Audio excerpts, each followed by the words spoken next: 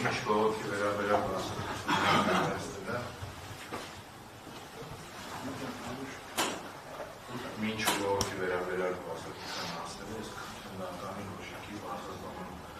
տալ կապվածների կողմից ներկայացված միջնորդության տեսակցությունը դատական ինստիտուտում հետազոտողների վրա թե կարողանան բողոքի վերաբերյալ բացատրությունը լսելուց հետո ներկայացնում, բայց պաշտպանության կողմը գտնում է, որ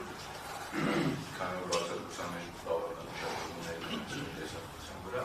ավելի արդյունավետ կլինի, որ մինչև բողոքի վերաբերյալ բացատրությունը լսելը դատարանը հրապարակի համապատասխան տեսակցությունը պաշտպանության կողմի հայտարարություններ անում, որպես հետագայում կրկին դրան վերադառնալու ազդեցություն չի։ Հարգելի պաշտպան, քանի որ ձեր կողմից նշված միջնորդությունը անապահ քննարկման ենթակա միջնորդություն չէ, դատարանը դա թողել է քննարկել բողոքի ներկայացումից հետո։ Ակնարան դատարան ներողություն, եթե կա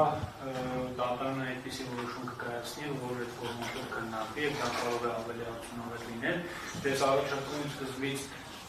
ես ներկայացնեմ դատախազության ներկայացած բողոքը, հետագայում քանի որ պաշտպանը նշում է այսպիսի միջնորդություն ներկայացնում, որ ավելի արդյունավետ կլինի իրենց բողոքում արձակված հանգամանքները հետազոտելը տեսակցության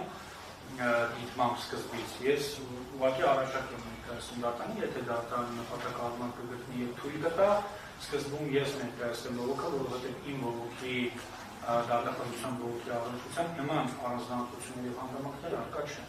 Լավ, դատարանը քանի որ արդեն բարձրաբանում կատարեց, որ նշված միջնորդությունը քննարկվել է բողոքները ներկայացնելուց հետո